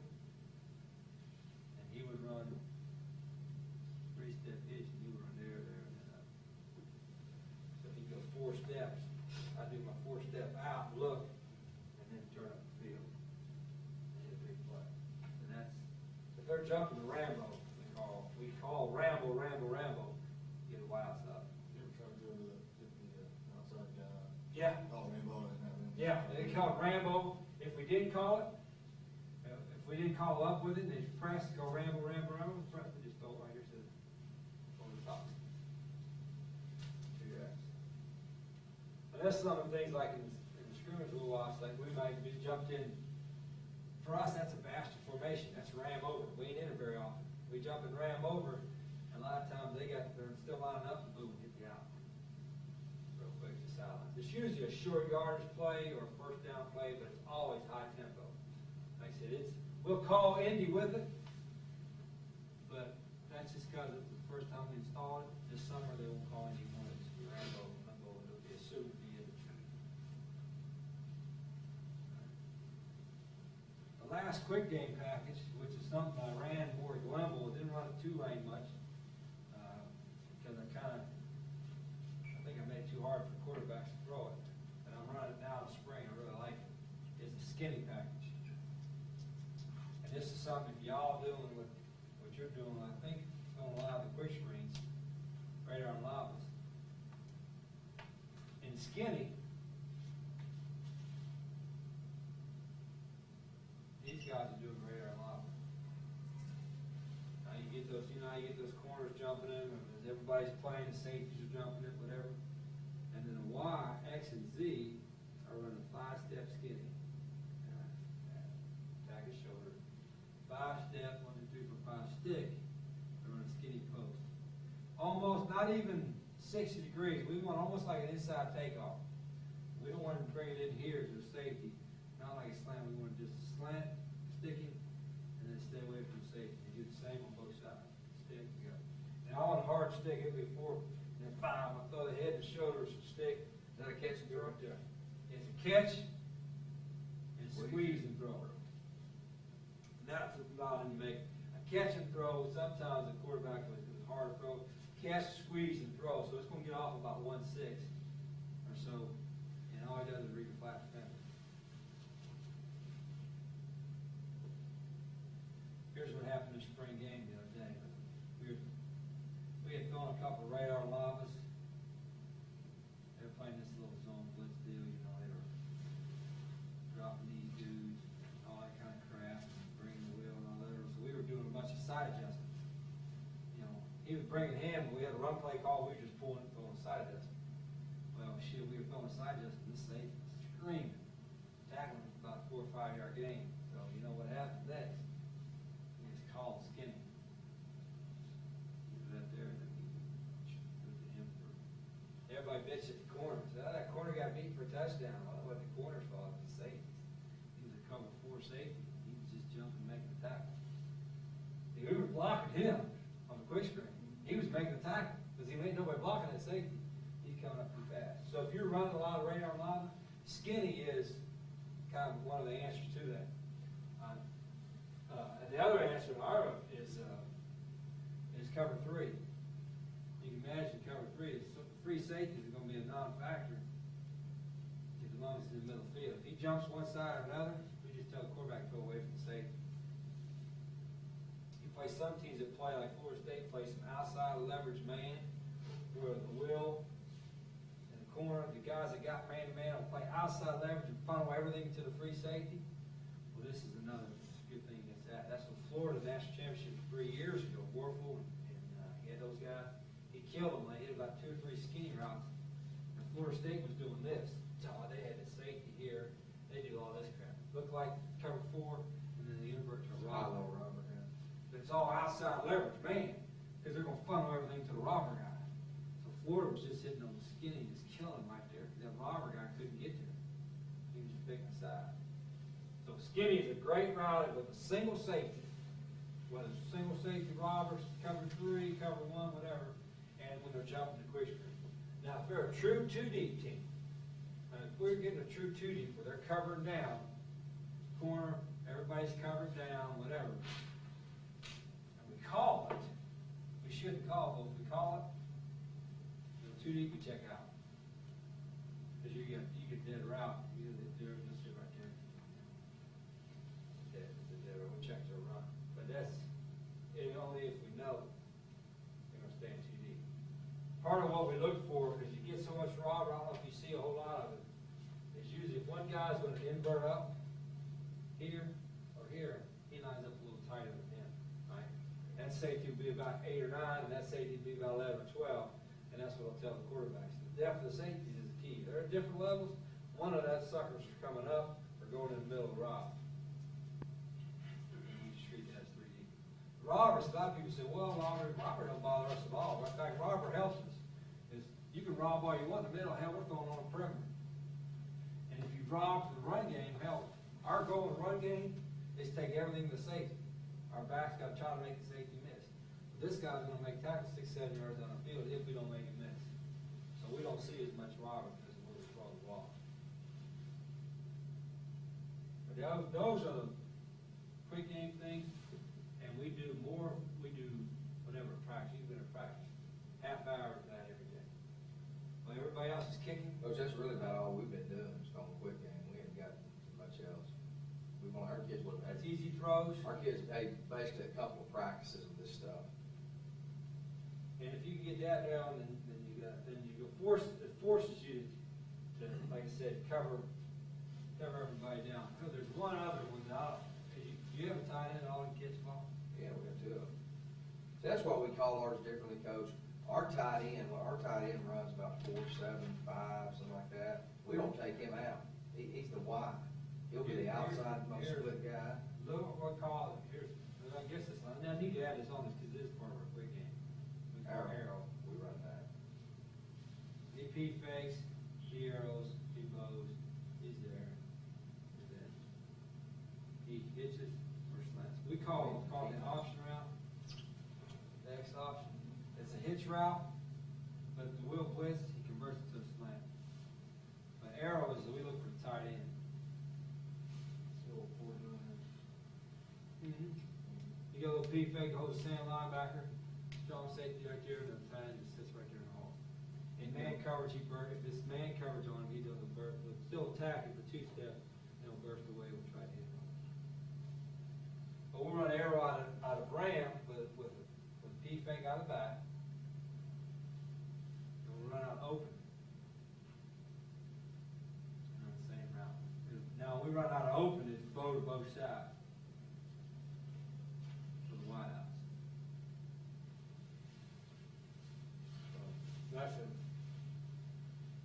That's where it gets all the tight end kind of deal. Yeah, we got two, I just catch ball pretty good.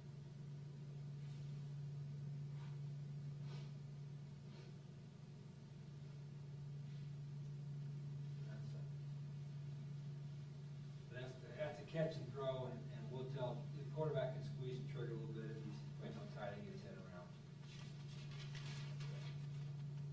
All the quick. ATM line was the cut. Well, we don't even hardly use the word cut anymore, we're trying to get away from saying that. Because the first thing you do when you tell them to cut, is they put their head down. And they dive at the damn ankles, and they wind up, if somebody get hurt, they're not getting hands, and we tell them, run through his nuts. Instead of cutting the guy, run through his nuts, bite his nuts, take him out the other side. I don't care if it does sound faggish, go run through his nuts. Because that's the first thing they do, they're out on the ground. So we try to just run through, pull their neck back. And run through one quick. We've worked on all those, that's all we're running right there. Let's take Manny's got some barbecue ready, we'll I take hear a that. quick little break. No Budweiser. Sure a day for that. Coach, when you pick is off your 5-step or your 3-step, right?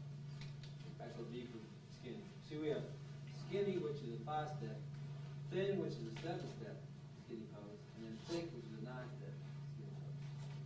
Skinny, thin, and thick. Then's a what now? 7-step skinny pose. That's a hard throw. We call it Sean a few times, because Sean can make that throw, but our kids last year couldn't make that throw. I mean, that was an accuracy and a velocity throw. What's thick? Thick is a 9-step, that's a true post. But it doesn't we don't take it across the hash. It is a thick, a deep, skinny post. Well, we need to run. Let's go and get y'all to, Must be thick. what I want you to do, because this is the easiest thing, because you said you hadn't done it, is throw hooks. We throw hitches and hooks. Because hooks is nothing but, for quarterbacks, the same thing as a hook. I mean, hook is the same as a hitch, they're deeper, different timing. And the timing is so good on it. I mean, you got press man with hooks, I love it. I'm gonna keep it on, convert it, you can throw it all day. And it's an easy throw. Well, what I like about what you're doing is just like it's one of the reasons why we believe in triple option stuff. You're running triple option, hey, you got to establish the fullback. You're running a quick game, you establish the hits, it sets up everything else. You're running your drop back, you establish the hook, it sets up everything else. Yeah. I watched the Pro Bowl about 3 years ago, and those are the things you, the thing they have in Hawaii is usually boring as hell. They can't do much, and it's usually defense dominate because you ain't got enough time to practice. I don't know who the coach was, but man, it was up and down the field all day, both teams. I mean, throw the ball must have been 500-yard pass both teams, and all it was, I paid the game. All it was hitch and go, bow or out and up. And then they're going to fade. The whole game was so simple, but all I did was just run up, hitch, run a hitch, you jump, run a hitch, you go. And, or run a fade to it. It's amazing. I said, if these guys on this level, the best DBs in America, are jumping this stuff, and you can play them, what everybody else can do. There really isn't, there's not, a lot of people trying to make something more out of it. Like in our passing game, we go through the drop back stuff and the sprint out stuff. It isn't all, it's just, it looks like more because, not just formation-wise, but because of the tempo you do that. The faster you do things, the faster it appears you to be as a player. I mean, a lot of teams have played us the last couple of years, and boy, you guys look where they are. When they play St. Columbus, and boy, you guys look fast. They ain't really fast. We're just going fast. And I tell Todd, you ought to see if you agree with me. The single most overlooked factor in all levels of football, professional, high school, college, junior high, the single aspect of every football team is lacking is what? You take care. Size, speed, strength, what do you think it is? Conditioning. Right? The single most overlooked factor in all levels of football, if you think about it, is conditioning. The kids run all summer. They run during the 2 days.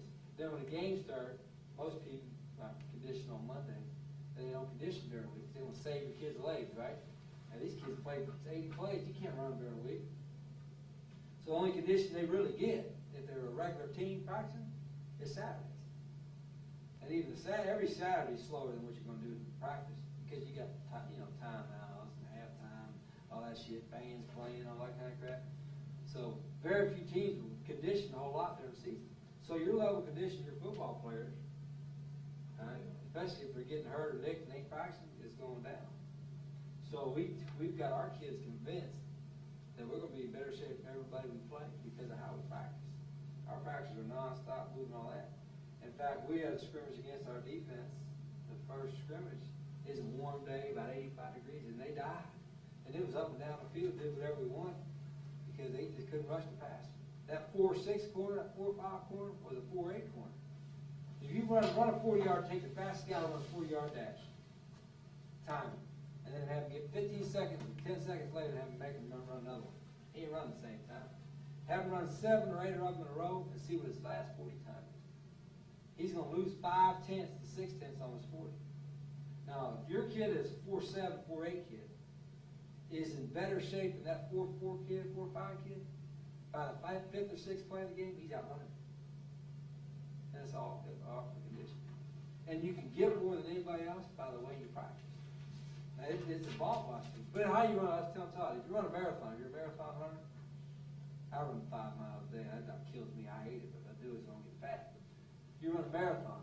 Marathon runner don't just run a marathon on Saturdays. His ass runs all during the week. He can run 10 miles and 12 miles and 14 miles. He ain't gonna just say, okay, I'm gonna do it one day a week and get out. So your kids are, and I'm telling you, it's overlooked everywhere I've been. Tulane, Clemson, Lowell, Salem, West Virginia. Right? Kids that you think are in great shape, they're in good shape to play against a traditional team. But if you're fast, no huddle, it's all over. Especially if you can establish the biggest key to establishing tempo top, I think, is to get first downs. So if you're 3-and-out all the time, ain't nobody get tired. Right? Except for maybe your fans tired of watching you. But if you get first downs, you add a play. That's like for 2nd and 1. Most of the time we're 2nd and 1. A lot of people say, why don't you go deep? It's free play. I'd rather get a first down and get 3 more plays. Because 3 more plays gives you 3 more plays to get them tired. A lot of people say, well, we're going to make you execute up and down the field. Play soft coverage, give you, make you have a 10 or 12 play drive. Shit, that's the best thing you do for us. Why? Establish the tempo. So the key is getting first downs. Well, the easiest way to get first downs is quick game. Run the ball with the numbers and throw the quick game. So you don't, you have 2nd and 3, 2nd and 4, 3rd and 4, and all that kind of stuff. So that's when you see us so much. Like Virginia Tech, we try like hell. And we threw the quick game. We completed 34 balls against Virginia Tech. Unfortunately, it was only for 200 and some yards. We couldn't, them suckers was tackling. We weren't blocking Corey Moore, but he wasn't getting them. I mean, he's coming free off the edge half the time. Yeah, she does. Do you ever try to, time of possession important to you? No. And care less. Never look at How it. many plays do you usually get? About 75. Usually the average is about 71, 70. We had a couple games we were over 90. That's when we kind of had it going. Do a lot of radars and quick screens, all that stuff. But our thing is more like this. We just look. Let's 2 goals on offense. Let's 1 win, 2 score. I don't give a shit how you do it. How many yards rushing you got? I don't want to coach. How many times? I don't care. People ask us, well, what's your goal for this game, rushing and passing? I don't know. How they going to play us? Tell us how they going to play us. And I'll tell you what we think we need to do. Does your defense have more snaps? Defense on the field more? I don't know. But you know what happens is, and they told us, because our defense, I had different defense coordinators everywhere. Well, I like our defense doesn't huddle anyway.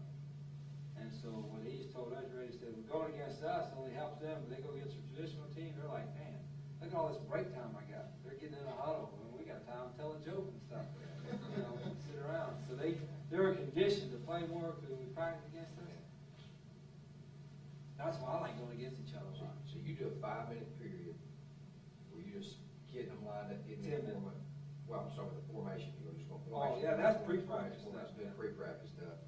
If we need to do that, that's something we need to do a bunch of. And then you go 10 minutes lengths of tempo. And I was there when you did your tempo good. You always go the length of the field. Yeah. Start this end, work all the way down. We go about 35, we take about 6 plays to score, then another group comes on. And then you have, with the way y'all get reps, even when you're like working your individual routes and your quick end stuff, you have first group, second group, you have a third group. Yeah, we start off with We got two. do our 2 days. Now, when it gets into season, only with the first and second group. But you can do it as fast as you want. See, we rep too many people. We rep. Now, if you want to get your quarterback. We don't run game, Yeah. but we don't, you're down there running pass round. How many groups of wideouts do you 15%. have? If you rely on Rip and Liz, how deep are you, wideout wise? Definitely, how many, 4 teams, 3 teams, 5 teams? Oh, God, yes, we got, it's sort of what you call, it's sort of where you cut off for play. We're too deep. We're too deep that they can play and us. Yeah, but I mean, when you practice, when you come out and practice, you go out and practice afternoon, how many guys you Oh, have? God, it's gonna be 6 or 7 deep. Or how many quarterbacks you have? 5. Well, you're all right, I'd let them all run there, and have them all run at the same time. Now, if you want to kill your quarterbacks, you want to run the quarterback off, have all 4 of them throw all 4 wideouts. X, Right. H, Y, I mean, I've done it before, my quarterbacks have been, I've thrown their arms out, doing that too much. But you could rep them, another quarterback rep them, and have a sprint and come back. Yeah. By the time they get back up to do it again, you'll get your You know, what I was noticing about what y'all are doing is you always had your first quarterback going with that good group. Yeah, I make them jump into there. Yeah. Yeah, I don't want to throw no slippies out there, but you can get a lot of reps here. During the season, you only rep first and seconds. Yeah. But you can get it, you can get a lot of reps here. And there's a lot of running. I mean, I have a summer, I'll get to, and I'll make it up every summer. Like when their summer workout program goes, they'll do the regular condition, 300s, whatever they run, shuttle runs, whatever. But they also have a conditioning drill like the White House. They run a hitch route full speed, they jog back to the line. Wait 5 seconds, they run a hook route full speed, jog back to the line, they get on that slant route. So they're running all their route work, it's almost like they're running the offense. And then they have an indie script that they run, the whole offense has to run, and they run that indie, you know, 'cause we can't be out there, they run that indie script out there, and that's getting part condition. I like that. And so there's a lot of carryover with that. But I just, you know, and I really haven't noticed it much until the last couple of years about the conditioning of it. Yeah, let's How much of do a that factor. little route tree conditioning at the end of workout, stuff like that even, you know, that's, How you running? we'll see. This man, you got it ready. Go back, watch them quick, Yeah, Quick I'll game. show the quick game, and then we'll go move on to the other stuff. I don't. Are y'all allowed to work with them in the summer? See, right now, we only have them actually 60 minutes. We can't practice with any more than 60 minutes right now. In the afternoon? That's right, UIL wise, so we only have 60 minutes a day. We have to do so much time after the period, and we do a 60-minute course. And we have 18 days to get, 30 days to get an 18 workouts for spring training, but we go full pads day 1, so we offer short work in right now, You got 18 days of full pass? full pads. We only got 8 in full. Right. 15 total, 8 in full. Yeah. Well, you want to stay here? I don't mind going. I want to make sure like we utilize Rich as much as we can. If there's something else we can do, and I think he wanted to, we go out with the receivers and quarterbacks and let you kind of work with them and see what we're doing. We've got to, That's what I'm saying, plan workout real quick, so we know we're done, just fix it, run up on, set we lunch, yeah, get let's go back ahead to and do that. this. Let's just plan workout overload. That's fine, whatever. What I'm saying, I don't think we need to do a whole lot. Yeah, send that on too. We can do that, we can send them You out. a defensive guy? Do what? You a defensive guy? I'll defensive Hey, guy. Rich, Coach Ringier is the head coach of Marietta. He was my linebacker coach. I want to get this, get a good stance where they catch the ball in football position. Yeah. But they'll do that leg, and then they'll be upright, standing straight up.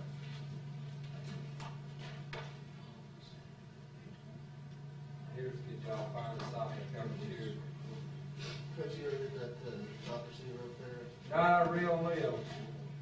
But never thought it, I said, too far from the throw. We'll throw it here, Real Leo, that tight end ought to be 5 yards from the sideline. See that? Here's an example of a wideout. That's what I'm talking about. Hey, watch it. See how he dances after he catches it? Right here. Just go. Just go. Just turn and go. You know, ain't no danger. Just turn and go. It probably cost me 2 yards.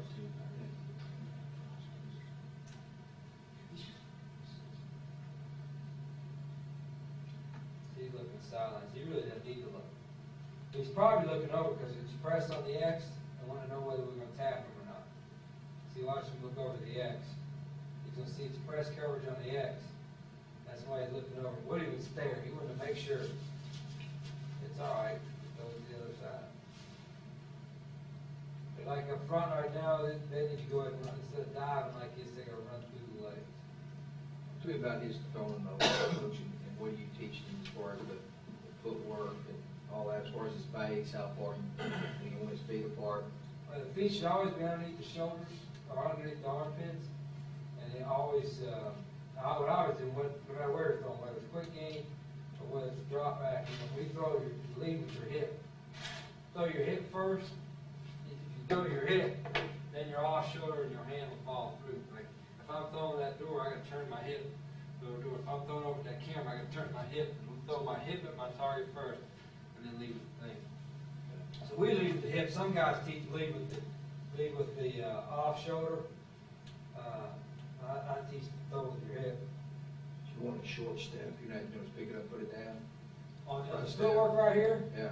I just want his feet underneath his armpits.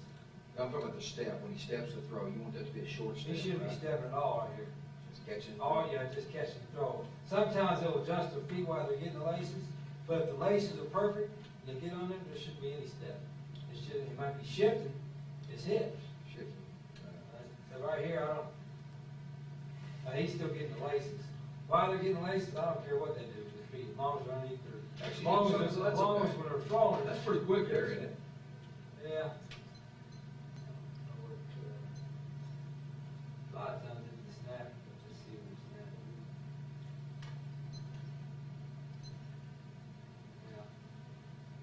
1-4, he got off faster than that. You get off of 1-2 something, you get the lace on the snap.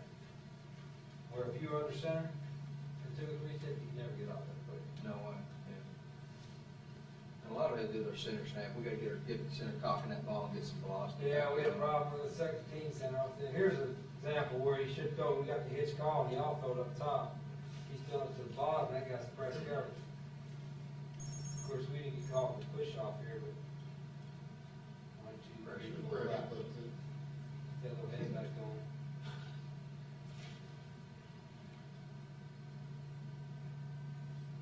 That is them keeping all versus press.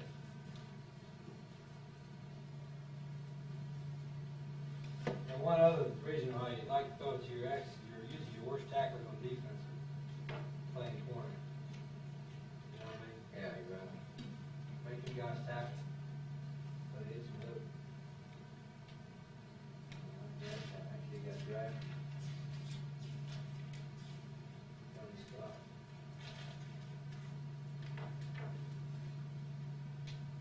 So here he's cheating the ball. He's cheating a little bit too far. He should be mad at the yardage or outside it. This ought to be easier. For Duke, everything's getting a little easier. He's kind of turning his routes. He's 1, 2, 3, 4, 5. He's turning his head just a little too soon.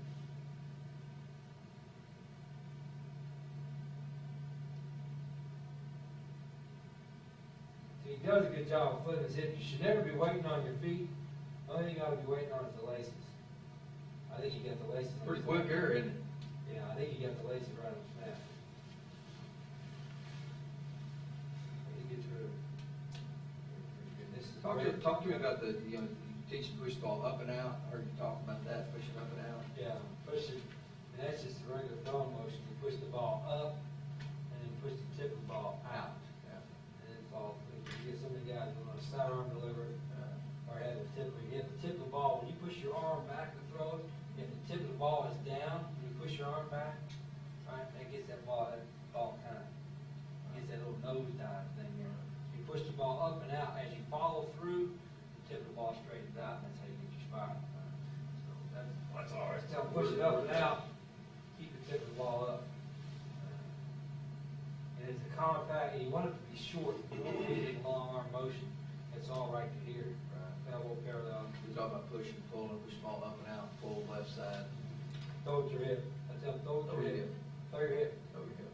like right here, he's throwing it. A lot of times going to the right, they're okay, but going to the left, sometimes they throw their hip too wide. Right. Right here, you can flip it around. Now here's an example, this is a line of the sport, he's only about 3 yards outside the hash, he needs to be right there, but here's where his three-step is. He only covered a little bit more ground with his hits, with his three steps, and then that winds up having about the same level.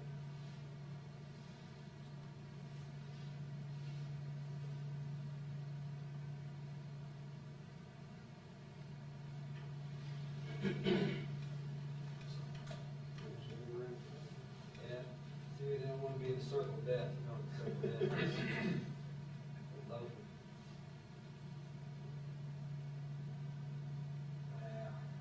Right, see, it should go into the Z, winds up being the inverted coverage, safety up, cornerback should fit to the Z.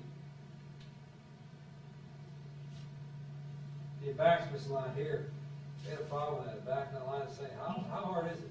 Line up to the right, even with the quarterback. He's gonna get him back the head of the ball.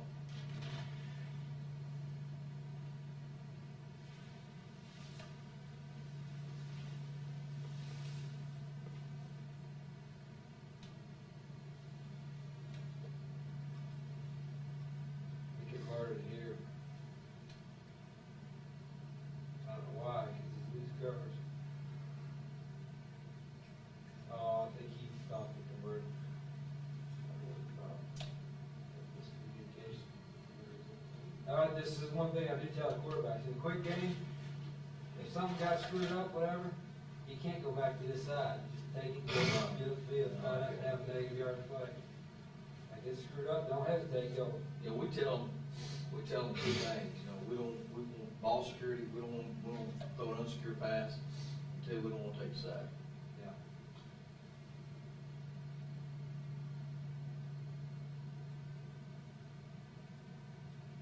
There's the first game of the year, he's a little short on the route, then he does 2 steps, watch him go. 2, 3, yeah, see him with 3. That's why they gained 3 yards. Little slants.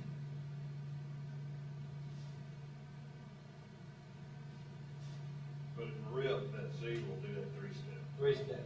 Rip or ramp. And that just so the Y and the Z are about the same level. These people do much of issues. That's what you detect when you see that. It'll be all Y, it goes 3-step. Right.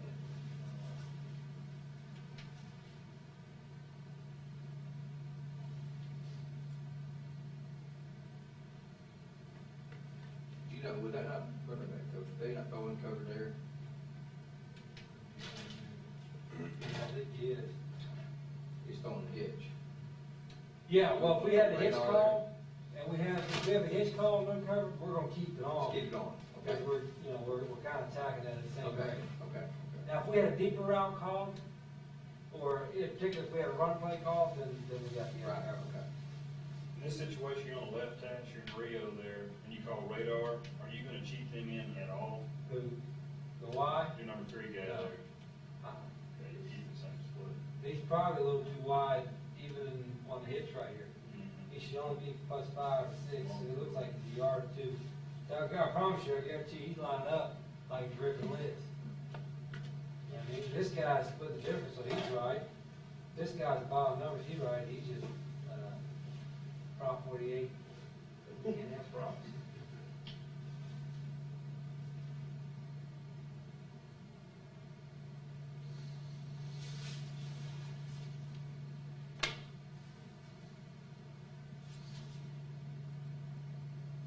We run over his butt there, didn't we? Yeah. They knew he was gonna shake bacon before the take got yes. Did a little better job keeping his eyes upfield. He got better as the season went on. See if he goes 5. 1, 2, 3, 4, 5. You know, he still kind of hops at the back end of his route sometimes. But the key is to keep your eyes downfield for 5 steps. Don't start turning your head 3 steps before the spot on.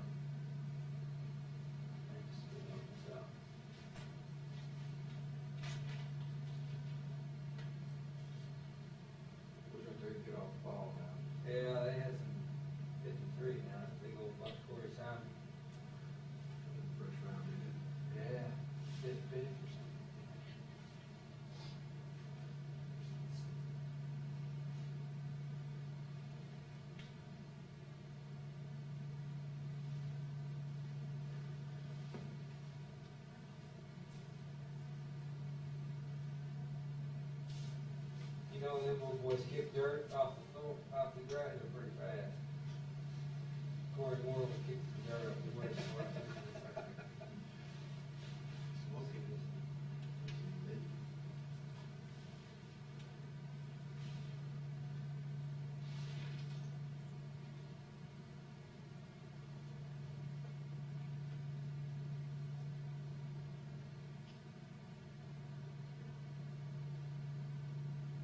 Rock and laser. Saying red and black and rock and laser means the same in quarterback white, he teaches. Red is gap protection, rock is 5-man protection. You don't even have to call hitch, you just call red, it's hitch. Yeah, it's assumed to hitch. And red and black, rock and laser is Assume the hitch unless you give them a route. Yeah, let's give them something to Rocket laser. That's good, that saves the call. We'll never have to signal hitch, we'll never have to signal tap. It's just a, actually, no back, the favorite formation to throw out of hitch is out of no back. Most time you go no back, you get people who don't play center safety.